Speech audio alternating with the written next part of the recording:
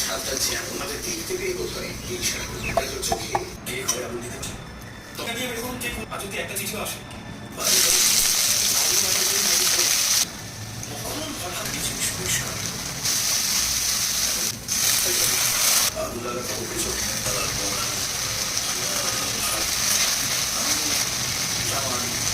চলে যাবার পর আমি হল ঘরে আরো